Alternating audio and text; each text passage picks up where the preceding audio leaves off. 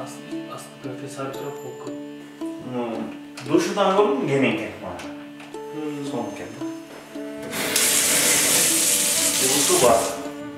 Нарын облусунун казынын орун басары Кумарбек Орозалиев жана Казияттын мечиттер бөлүмүнүн адиси Фасахиддин Халимов Нарын шаарындагы бардык мечиттердин абалы менен жеринде таанышып чыгышты.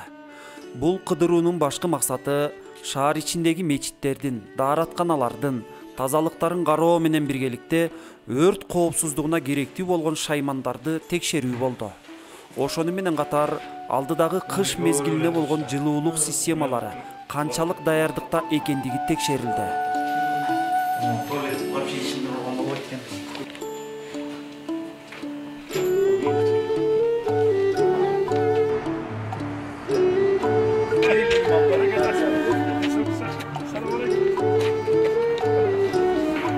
Немесini alıp kırıp koyayım.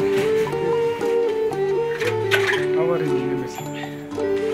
Şimdi kaskalar hep güzel. Nemesini çizip koymak için gömür vermem.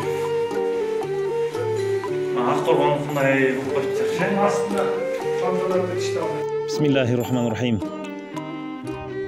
Нарын казыятынан комиссия түзүлүп, жалпы Нарын шаарынын ичиндеги 10 мечитти кыдырып текшерүү кылдык.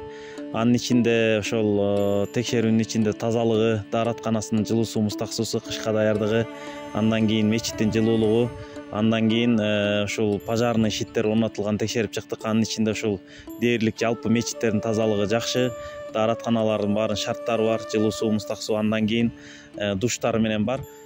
Текшерүү учурунда айрым мечиттер көңүл кубантарлык болсо, кээ бир мечиттердин тазалык маселелеринде мүчүлүштүктөр бар экени эске алынып, мечит имамдарына тез арада иретке келтирүү тапшырмалары берилди.